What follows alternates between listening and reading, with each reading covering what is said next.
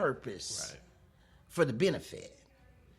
But there again, it's just that education and knowing. That's good. You put the responsibility back on just the everyday person to lead their own family.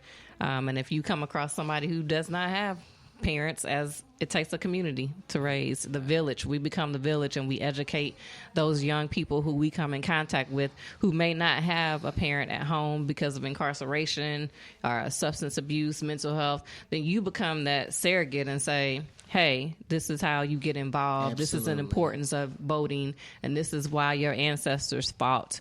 Like you said earlier at the top of the show, people have died for us to be able to, literally lost their lives for us to be able to go to the poll and to vote. And to stay home, again, it's not an option. I understand that we have two candidates that are running that we may not necessarily agree with 100%, but at the same time, let your voice be heard, because it's not just the presidential election that's at stake. There's local elections that are at stake. Right. So we need to let our voices be heard. Even if you decide to go and not fill in somebody for the president, that's okay. I do what you do, but take your butt to the poll and at least vote for your local people, because again, they have an impact on your community. So to stay home, period, that's not acceptable. I'm not advocating for that. I don't agree with that. I don't support that. Go to the poll November 3rd and let your voice be heard. If I can bring out just one analogy, if I may, one that inspires me personally, and it's a historical fact, and hopefully whoever is watching this today will be inspired by it as well. But one of the things that whenever I get, and if we all get tired, because this advocacy is not easy, right, and raising your voice when you're speaking truth to power is never a cakewalk. But the thing that I always refer back to is the Montgomery bus boycott. And when you talk about the black community, okay, this was a group and body of people that were denied the opportunity to sit anywhere they could or wanted to on the bus, okay? They were treated as second class, third class, fifth class citizens and were forced to sit in the back of the bus. But one day, Rosa Parks said, no. I ain't getting up. And Rosa Parks was arrested. She went to jail. But when you talk about a community, a grassroots movement that made a difference, those that had cars made sure that everybody got to work. Those that had children made sure that everybody's homework got done and everybody ate. They pulled their resources together. The NAACP, came and offered up legal, resources because they were threatened to foreclose on their homes. They fired them from jobs. They threatened to take their land. But the power of the people, the grassroots movement said, you can arrest us, you can beat us, you can do whatever you want to with us. And there were people that died during that as well.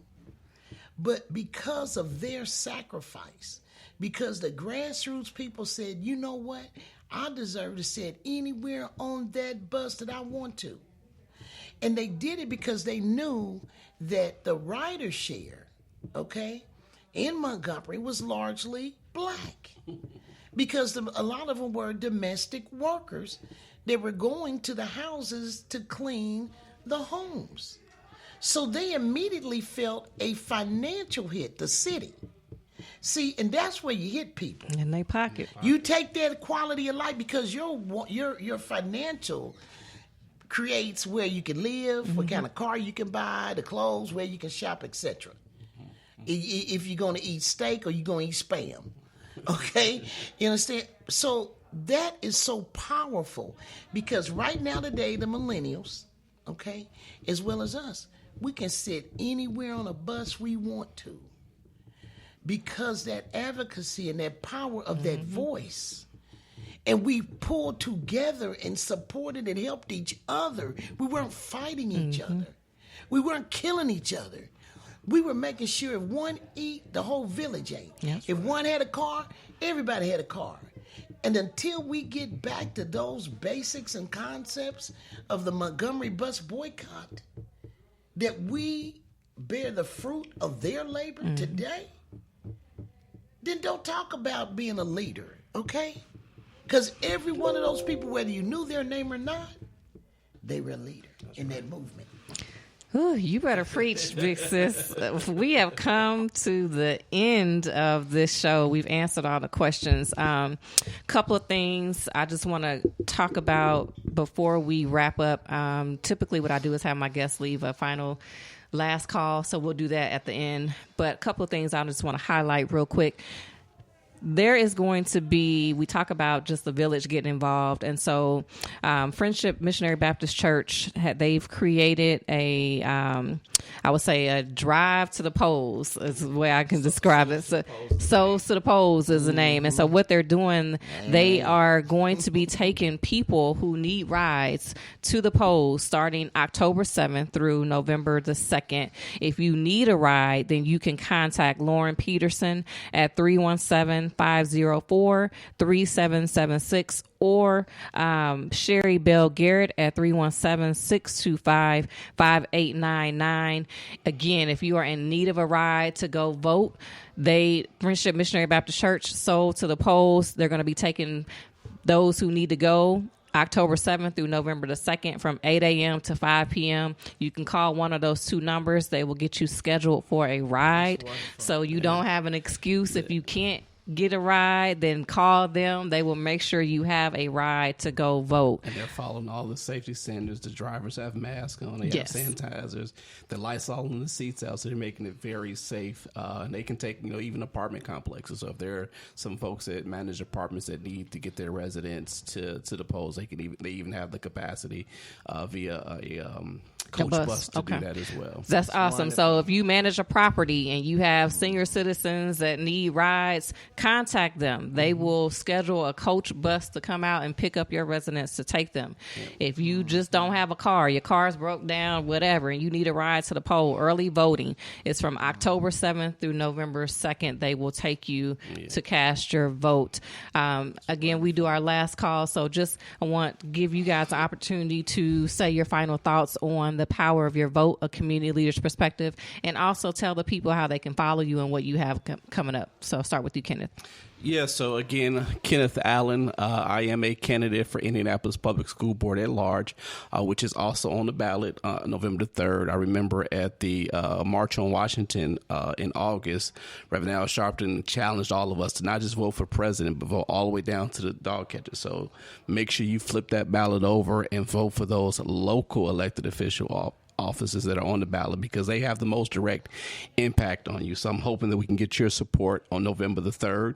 Those that may be listening, we do have a website, www.kennethallen, FORIPS.com. We're also on Facebook at Allen for IPS, Twitter, Kenneth B. as Allen, and Instagram at Allen for IPS. But one of the things that I want to leave those folks that may be interested on the fence about voting,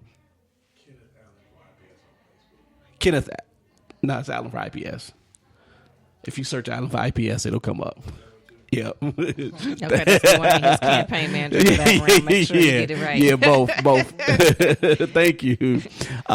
Is that this election is probably the most critically important election of our lifetime. Not just voting for president, but also voting for those offices down the ballot. We spent the whole hour talking about how important policy affects all of us, right down to where we can vote at, what voting centers are going to be open, how we vote. All that's decided by elected officials. So get involved, get engaged. Don't just go vote yourself. Take somebody to the polls with you. Don't just do voter registration. Get your young people involved in voter registration. My daughter, she's 12 now. She did her first voter registration at 3 at Mount Carmel Baptist Church out here on the east side, and she's been doing it ever since.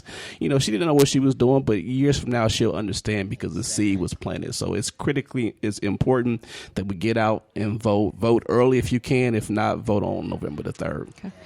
Big sis, any final thoughts you want to leave for the people? Just Want to throw out some deadline dates. October the 5th is the last day that people can register to vote or make changes. If they've, moved, marital status, what have you. So your vote does not get challenged. October the 6th starts the first day of satellite voting. So I know that's the option I'll be doing. I'm going early voting. So I just want to remind people of those dates. Definitely on the day of, I'll be out and about in the city as I always am. But I just want to encourage everybody.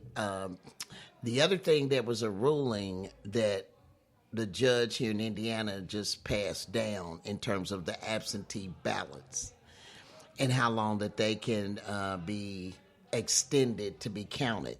During the primary, there was a thing about the absentee ballots, So the judge just made a ruling. If you go on my Facebook page, Kim Boyd, you can follow me on Facebook, then every day I'm putting information, resources out there, and then I just shared that ruling that the judge. So that means that the deadline will be extended, for X amount of days, so that people's absentee ballots, as well as those that were voting absentee that did not get it in the mail in time, they just changed that ruling. It previously had to be about 12 noon, right?